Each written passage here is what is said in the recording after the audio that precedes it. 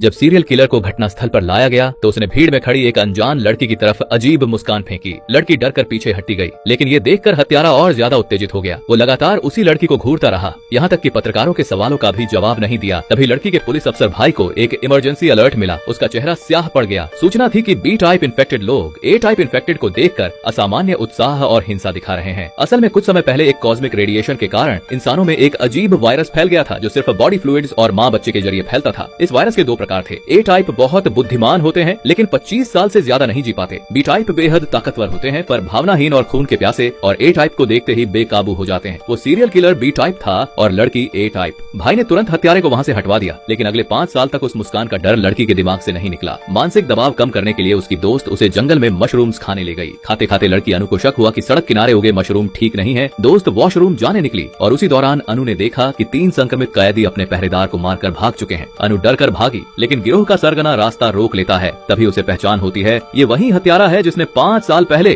उसके माता पिता को मारने की कोशिश की थी। वो कहता है कि तुम्हारी खुशबू मुझे पसंद है, मेरे लिए ही बनी रहो। हत्यारा उसे बेस तक ले जाना चाहता था, लेकिन तभी बैकअप फोर्स आ जाती है। फायरिंग के बीच अनु गाड़ी से बाहर गिर जाती है। वो बच जाती है, पर उसका डर हत्यारे को और उकसाता है। वो उसे जबरदस्ती दबोच लेता है। अनु किसी तरह हाथ लगी एक नुकीली चीज उसकी गर्दन में घोंप देती है और भाग निकलती है। अगले दिन उसकी आंख अस्पताल में खुलती है, लेकिन इलाज करने वाला डॉक्टर अजय सिन्हा बिल्कुल उसी हत्यारे जैसा दिखता है। डॉक्टर बताता है कि सब कुछ जहरीले मशरूम की वजह से हुआ भ्रम था और उसी ने उसे अस्पताल पहुंचाया। बात तर्कसंगत लगती है, फिर भी अनु भरोसा नहीं कर पाती और अस्पताल छोड़ देती है।